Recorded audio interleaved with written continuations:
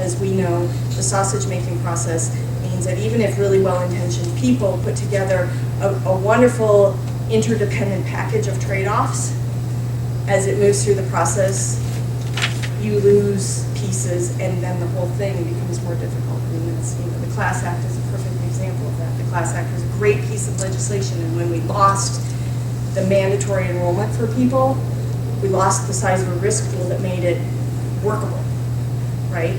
So we got the Class Act, but we got a half-baked Class Act.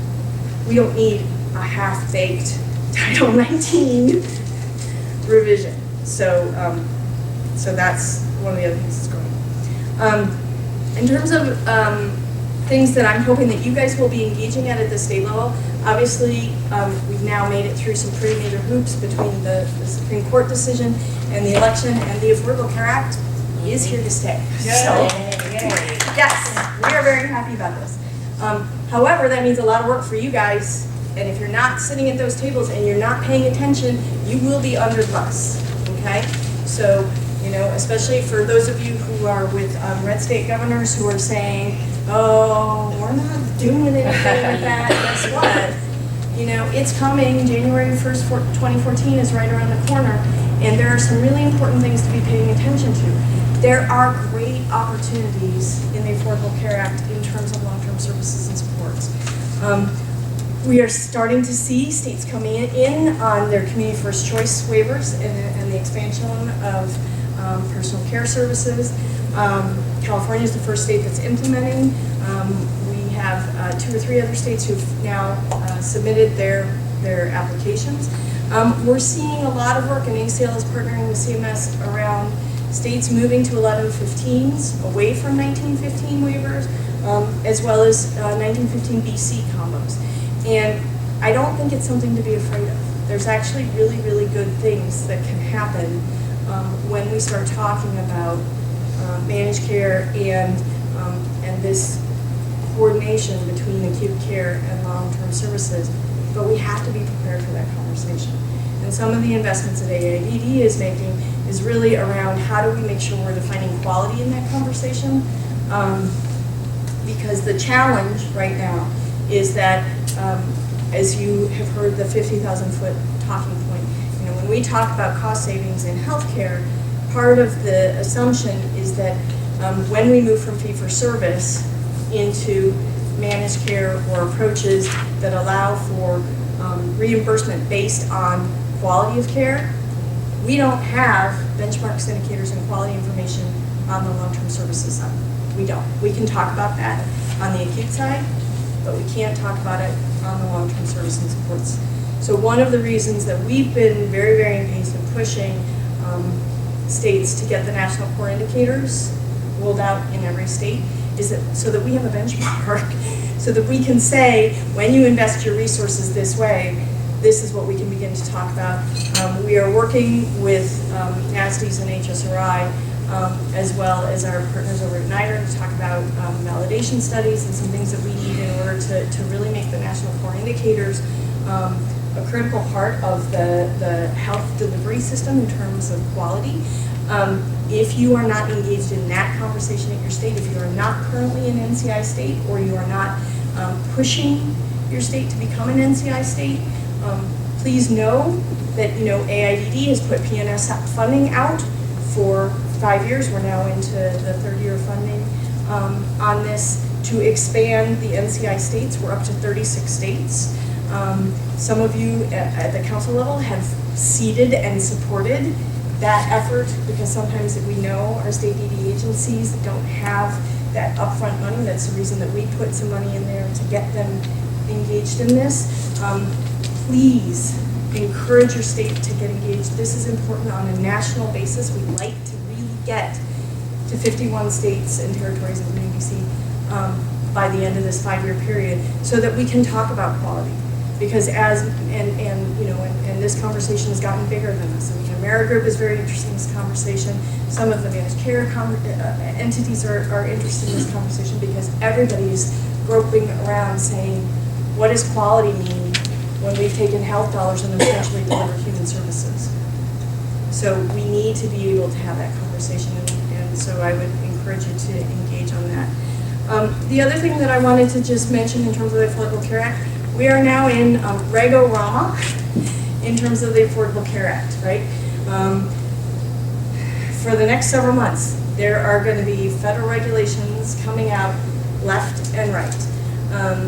Most recently, and in the pipeline right now, are what does an essential health benefit package need to include, as well as things like the wellness provisions in the Affordable Care Act. It is really important that you work with your national organization to comment on these regs.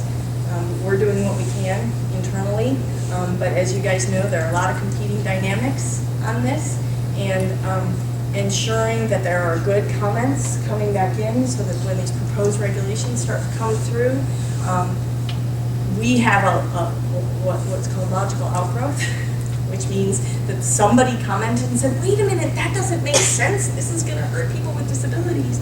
We have the ability to advocate for that internally. So paying attention to the Affordable Care Act regs, in particular what is happening with the essential health benefits.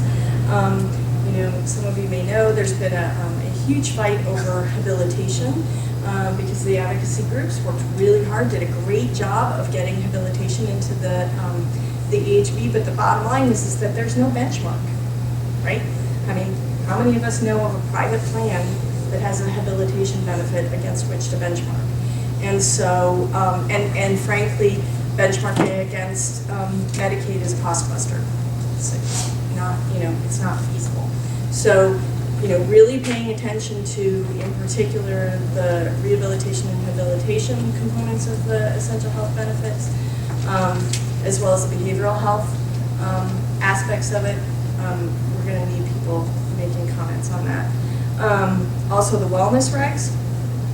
This is a weird, esoteric thing in the Affordable Care Act that you may or may not have paid attention to, but I think it has interesting implications.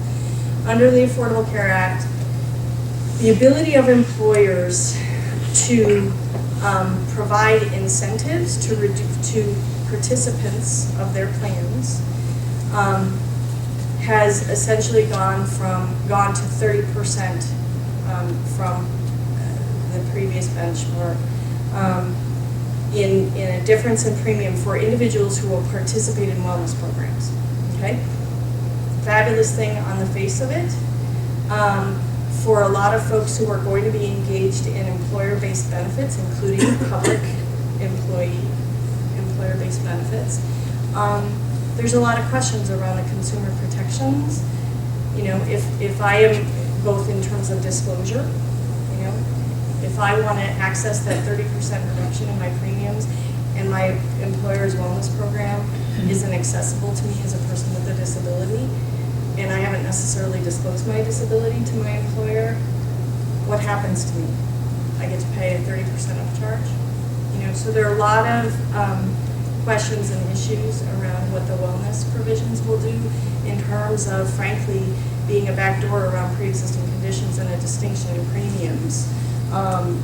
For people who may or may not be able to participate, because the wellness programs are everything from smoking cessation to managing your weight, giving your employer your body mass index.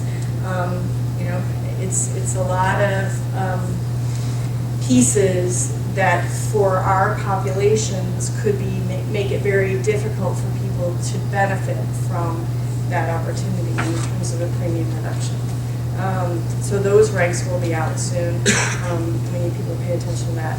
At the state level, the other thing that all of you need to be acutely aware of if you're not paying attention to this on the Affordable Care Act is that maintenance of effort goes away on January 1st, 2014. Okay, let me just say it again. Maintenance of effort goes away on January 1st, 2014.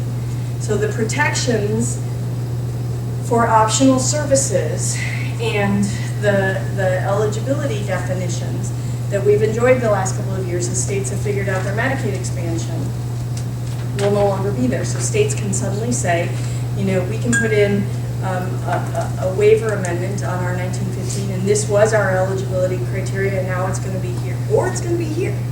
And entire populations could be shifted around in terms of their ability to access services and the services that are available to them. So I think asking questions about what your state's plans are as these waiver changes are coming through around both eligibility and changes in service with the Medicaid expansion is a critical role that all of you need to be playing in your states. So, you know, it's these esoteric little pieces that are hard to communicate in, you know, one-page fact sheets, that really the rubber meets the road in the administration conversations with your states in determining what they're putting into Medicaid. So that's kind of the big picture things. A couple of quick AIDD things, and then I want to just take questions. We continue to work on employment as a top priority. Thank you for all of you who are engaged in that conversation. We are really excited about some of the things that we're seeing. Some of our states are really rocking and rolling on this stuff. We've seen things, for example, we had a state get their VR entity to get rid of all facility-based assessments. We have seen, you know, the LRE letter that many of you saw that came out earlier this year to Wisconsin about transition and defining least restrictive environment for transition age youth who are working as a direct result of that employment work. And we are seeing some great conversations taking place with our partners. And again, I would encourage you to think, I know sometimes the relationship isn't always there, as our state DD agencies, as our partners in moving this ball forward, because I know that we don't always agree with them on lots of things, but employment is a place where we should all be able to work together, and we're really appreciative of everyone's efforts on that. And it is also the reason I'm flying to California actually early for the TASH conferences is that we continue to work with the Office of Disability Employment Policy on, you know, pushing forward on this employment first agenda. Senator Harkin continues to be very interested in this as an agenda item, and is also having conversations around what would legislation look like to support better collaboration and coordination across all the entities that are affecting employment for people with disabilities.